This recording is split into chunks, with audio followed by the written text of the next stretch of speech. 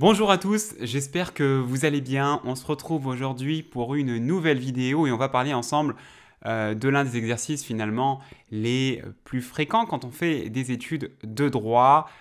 C'est un exercice qui est souvent apprécié de la part des étudiants, peut-être que c'est votre cas, peut-être que vous préférez faire cet exercice par rapport à d'autres. Et donc ensemble, on va parler, vous l'aurez compris, parce que c'est inscrit dans le titre, on va parler ensemble de la méthodologie du cas pratique. Alors, j'avais fait il y a de cela quelques années une vidéo sur la méthode du cas pratique, qui fait partie des vidéos d'ailleurs les plus vues de la chaîne, enfin de l'autre chaîne, bref, peu importe. Et j'ai décidé pour cette année de refaire une nouvelle vidéo un peu plus actualisée, un peu plus posée à propos donc de la méthode du cas pratique, de rentrer un peu plus en détail, en profondeur, et surtout de vous donner un exemple concret de méthode du cas pratique qui est vraiment des points sur lesquels il faut absolument que vous vous focalisez. Alors, au sommaire de cette vidéo, déjà, on va voir ce qu'est un cas pratique. Je vais vous expliquer concrètement, même si vous le savez probablement, ce qu'est un cas pratique, mais je vais revenir très rapidement sur ce qu'est un cas pratique.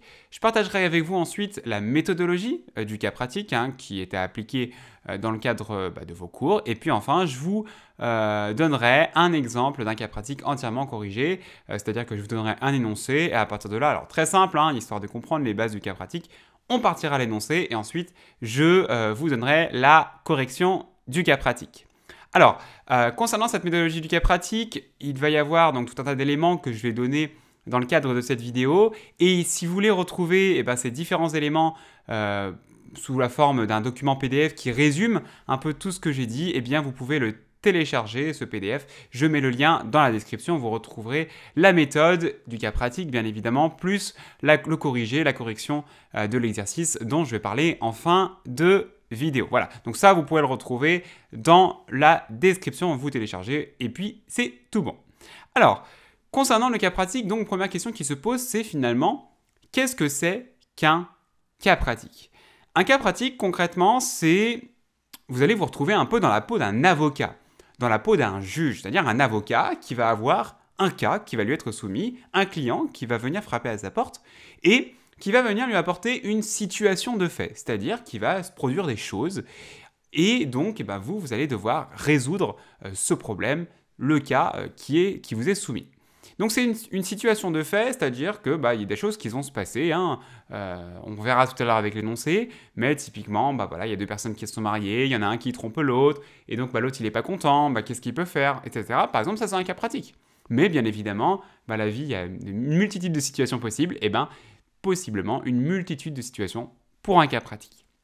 Alors, le cas pratique, donc, c'est une situation de fait, un énoncé, on va vous donner un énoncé, et puis, vous, votre job, ça va être déjà, on y reviendra, de résumer ces faits de la manière la plus rapide, et puis aussi de trouver la question de droit, le problème juridique, le problème de droit qui se pose dans votre cas. Et puis, une fois que vous aurez déterminé la question juridique, la question de droit qui se pose dans votre cas, naturellement, vous devez trouver la solution qui s'applique avec des règles de droit. Par exemple, avec des articles du Code civil, avec des articles de loi, des articles d'un décret, bref, des articles, des règles qui ont une valeur juridique contraignante qui s'applique concrètement en France. Alors ça, c'est un cas pratique, et donc j'imagine que pour la plupart d'entre vous, vous savez quand même ce qu'est un cas pratique. Maintenant, abordons ensemble la méthode du cas pratique. La méthode du cas pratique. Alors, pour commencer, ce que je vais faire, je pense que c'est bien de faire de cette façon-là. Pour commencer, ce que nous allons faire dans un premier temps, c'est que je vais vous donner l'exemple, l'énoncé du cas pratique que je vous propose pour cette vidéo. Et puis comme ça, ensuite, on fera la méthodologie au fur et à mesure. Alors, on a Sarah, qui a 21 ans et qui est passionnée de mode. Elle est étudiante en école d'art et elle souhaite un jour devenir styliste. Mais depuis sa toute jeune enfance, Sarah est embêtée par son nom de famille, Croche, qui est le nom de son père, puisque aujourd'hui, 80% de la population porte uniquement le nom de son père. En effet, elle subit encore quotidiennement les moqueries de la part de ses camarades d'école encore aujourd'hui, malgré le fait qu'elle ait 21 ans, elle subit encore les railleries et les moqueries. Bon, elle n'en peut plus, elle est au bord de la dépression, et cette année, pour la nouvelle année, elle est décidée à changer les choses. Qu'en pensez-vous? Voilà, ça c'est un cas pratique. vous avez une histoire, une situation de fait, un énoncé, et vous, vous allez devoir finalement résoudre ce cas. Alors, plusieurs observations, vous aurez remarqué que déjà, je n'ai pas mis la question de droit qui se posait de façon directe, j'ai mis un « qu'en pensez-vous » histoire de bien vous démontrer que parfois, dans l'énoncé, les professeurs vont pas forcément cibler tout de suite la question et ça va être vraiment à vous de faire le travail.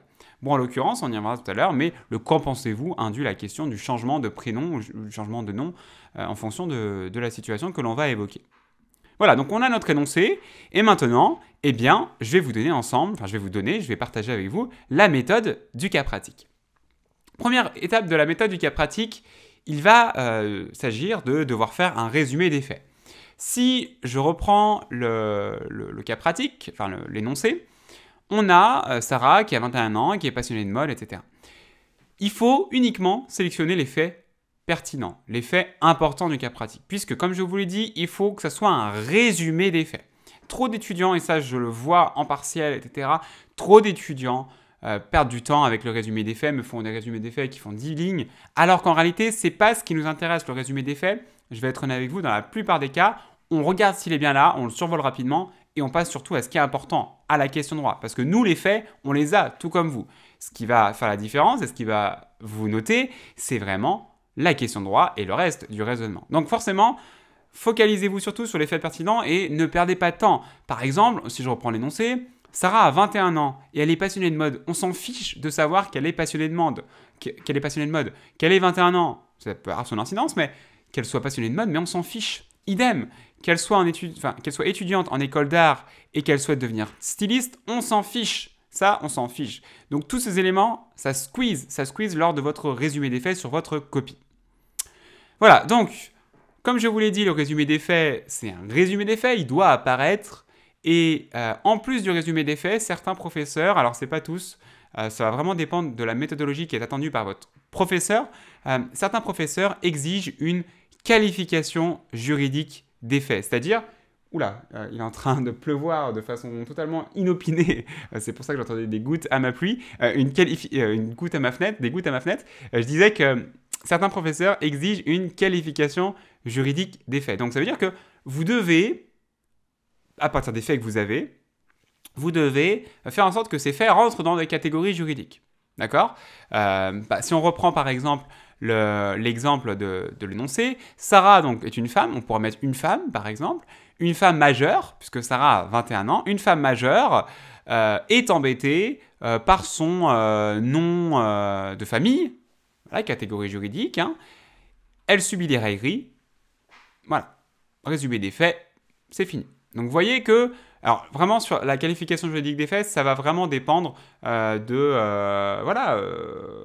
qualification des faits, ça va dépendre des attentes de votre chargé TD, tout simplement.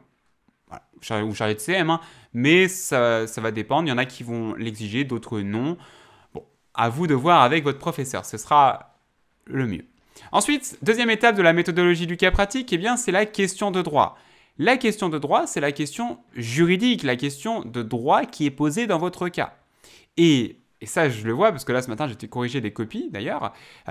Concernant la question de droit, cette question de droit, je le précise, elle doit être générale et abstraite. Elle doit être impersonnelle. Elle doit être générale et abstraite, c'est-à-dire qu'on ne doit pas faire référence à la situation de fait. Par exemple, dans la question de droit, on ne peut pas mettre comme question de droit « Sarah peut-elle changer de prénom ?» Puisque ici, on fait référence au cas, on fait référence à la situation de fait, on fait référence à l'énoncé. Or, comme je vous l'ai dit, la question de droit doit être générale et abstraite. Et donc, ici, potentiellement, on y reviendra, mais une des questions de droit qui peut être possible, c'est une personne peut-elle changer de prénom, peut-elle changer de nom, etc. Alors, donc ça, c'est la question de droit. Ensuite, le syllogisme. Le syllogisme, c'est le raisonnement qui va vous permettre de résoudre ce cas pratique, de trouver la solution à votre cas. Le syllogisme, c'est un raisonnement, c'est la façon de raisonner du juriste, véritablement.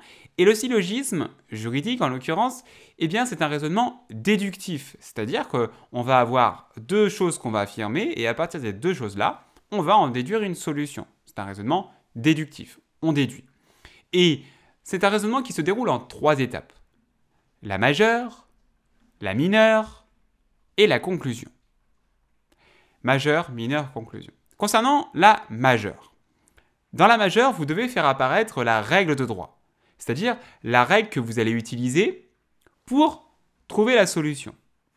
Ça peut être des articles de loi, ça peut être des articles du Code civil, par exemple, mais ça peut être aussi un décret, ça peut être un arrêté, ça peut être un article de la Constitution, un article d'un traité international, et même aussi ça peut être une décision de jurisprudence, c'est-à-dire des décisions des tribunaux. Et donc ça doit apparaître dans la première partie de votre raisonnement. C'est la majeure, c'est la règle de droit. Donc c'est véritablement ici où vous devez vous fonder sur le droit. D'accord? C'est le droit et rien que le droit. Attention à bien être précis lorsque vous citez la règle de droit, de ne pas mettre selon le Code civil, puisque c'est beaucoup trop général, mais de bien citer par exemple selon l'article 9 du Code civil. Là, vous êtes beaucoup plus précis. Et ensuite, donc, selon l'article 9 du Code civil, chacun a un droit au respect de sa vie privée, par exemple. Donc ça, c'est votre majeur. Attention à bien, dans chacune partie, dans chacun de vos syllogismes, à bien vous fonder sur une règle de droit. OK? Ensuite, alors je précise, donc j'ai mis syllogisme avec un S, puisque ça va dépendre là aussi de la méthode de votre chargé TD, mais en tout cas, ce que je préfère personnellement, c'est que les étudiants me fassent plusieurs syllogismes pour leur raisonnement, c'est-à-dire qu'ils me fassent, plutôt qu'un gros bloc avec toutes les règles de droit, me faire plusieurs paragraphes avec les différentes règles de droit qui peuvent s'appliquer, les majeures, les mineures, les conclusions. D'accord? Bon, ça, c'est propre à chacun. Ensuite, la mineure, deuxième étape du syllogisme. Alors, je ne l'ai pas précisé, mais dans la majeure, vous allez mettre selon l'article temps, d'après l'article temps, conformément à l'article temps. Bref, là, vous évoquez la règle de droit. La mineure, eh bien, la mineure, il y a une expression que vous allez utiliser dans la mineure, c'est en l'espèce. En l'espèce. Et cette expression, c'est donc le début de la mineure. Et qu'est-ce que c'est que la mineure? Eh bien, c'est que vous allez prendre votre règle de droit, que vous avez citée dans votre majeur, et vérifier que cette règle de droit s'applique bien à votre fait, à vos faits, à votre énoncé. On prend la règle de droit, et on vérifie qu'elle s'applique bien à l'énoncé.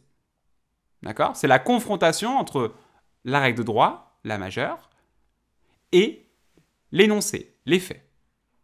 Et donc, vous allez mettre en l'espèce, Sarah est ci, Sarah est ça. On y reviendra tout à l'heure pour la correction. Et puis enfin, la dernière étape du syllogisme, c'est la conclusion, c'est la solution finale. Finalement, vous allez avoir votre règle de droit, vos faits, et donc, voici ce qui va en résulter. Voici ce qu'on peut en déduire. Par conséquent, Sarah peut faire ci, par conséquent, Sarah peut faire ça. D'accord? Majeur, mineur, conclusion. Et d'ailleurs, petit conseil, petite astuce de forme, sur votre copie, pensez bien à faire un alinéa lors du début de chacune des parties de votre syllogisme. Un alinéa avant la majeure, un alinéa avant la mineure, un alinéa avant la conclusion. Ça permet non seulement d'aérer votre copie, mais ça permet aussi de bien hiérarchiser vos contenus. Majeur, mineur, conclusion. Alors, ça y est, reprenons avec notre cas pratique, puisque là, dans un dernier temps, je vais revenir avec vous sur la correction du cas pratique que l'on a vu ensemble. D'ailleurs, je vous le rappelle, la correction est disponible dans le lien situé dans la description, donc vous pourrez ensuite la télécharger librement et gratuitement. Alors, on rappelle rapidement les faits. On a Sarah qui, depuis sa toute jeune enfance, eh bien, elle est embêtée par son nom de famille, Croche. Vous aurez compris, Sarah Croche. Et elle subit quotidiennement les moqueries de ses camarades. Elle n'en peut plus. Et donc, qu'est-ce qu'on peut faire pour cette chère Sarah? Alors, déjà, ce qu'on peut mettre dans le résumé des faits, je vous rappelle que la méthode du cas pratique commence par un résumé des faits. Une fille, prénommée Sarah, a Croche pour nom de famille. Elle souhaite changer de nom de famille. Voilà. Simple, vous voyez, j'ai résumé très rapidement. La question de droit. Voilà la question de droit que je vous propose, une question de droit que l'on peut évoquer.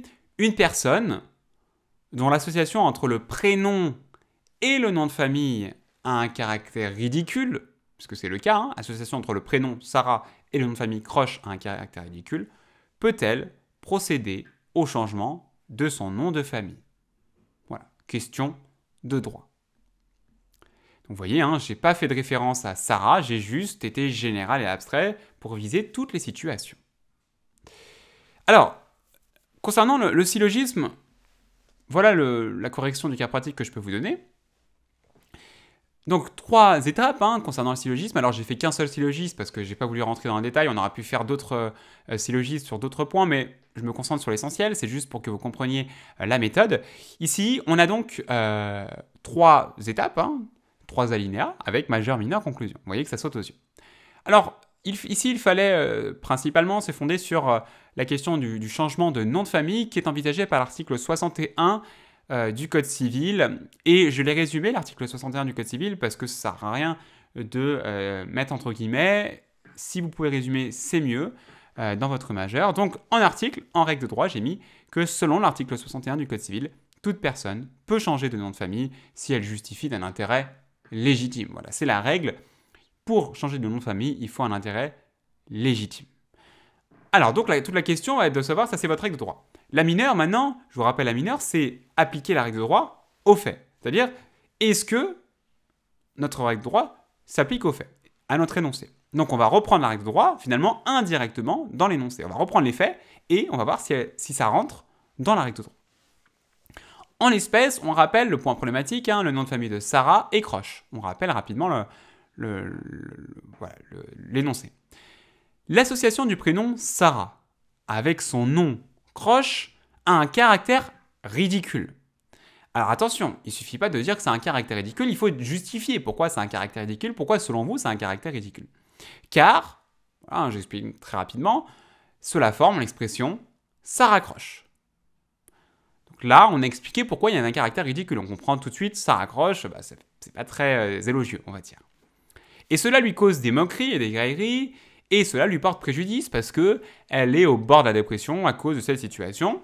Donc finalement, ici, la condition principale pour que la règle de droit, l'article 61 du Code civil s'applique, c'était qu'il fallait un intérêt légitime. Donc dans la mineure, votre job, ça va être de démontrer que oui, en espèce ou non, il y a un intérêt légitime. Et donc je vais conclure ma mineure en disant qu'un intérêt légitime semble donc être caractérisé. Solution finale. Donc, je rappelle un raisonnement en 3 étapes du syllogisme. Selon l'article 61 du Code civil, toute personne peut changer de nom de famille si elle a un intérêt légitime. En l'espèce, Sarah a un intérêt légitime. Donc, Sarah semble pouvoir demander le changement de nom de famille. Raisonnement déductif. Pour ce faire, elle doit suivre, alors je mets quelques précisions quand même, pour pas que ma réponse soit trop rapide, mais pour ce faire, elle doit suivre une procédure administrative et le changement de nom de famille sera autorisé par décret. C'est ce que nous dit l'article 61 du Code civil, je précise quelques éléments. Alors, bien entendu, on aurait pu, pour ce cas pratique, parler de la possibilité pour Sarah aussi de prendre par exemple uniquement le nom de sa mère, ça simplifie grandement la procédure. C'est une possibilité qui résulte de la loi du 2 mars 2022 où quand par exemple vous avez uniquement le nom de votre père, vous pouvez demander soit à avoir les deux noms, soit à avoir le nom de votre mère. C'est tout à fait possible et la procédure est simplifiée. Voilà, donc vous voyez, au niveau de la forme, c'est assez simple finalement, un cas pratique. Après, le job, ça va être pour vous de trouver les règles de droit et on ne vous les donne pas. Donc ça va être à vous de connaître votre cours et puis même plus loin, de connaître bien la matière surtout, plus que le cours, puisque le cours, le prof n'a pas forcément le temps d'aller en détail sur chaque élément. Eh bien, ce sera à vous de bosser avec d'autres supports à côté pour approfondir les choses. Voilà. Donc, raisonnement en 3 étapes, le syllogisme, majeur, la règle de droit, mineur, on applique aux faits, et puis enfin, la conclusion, c'est la solution finale. Je vous rappelle que la correction du cas pratique est disponible dans le lien situé dans la description. Si vous avez bien aimé la vidéo, n'oubliez pas de la liker, et puis on se dit à très bientôt pour de prochaines vidéos. À très vite, salut!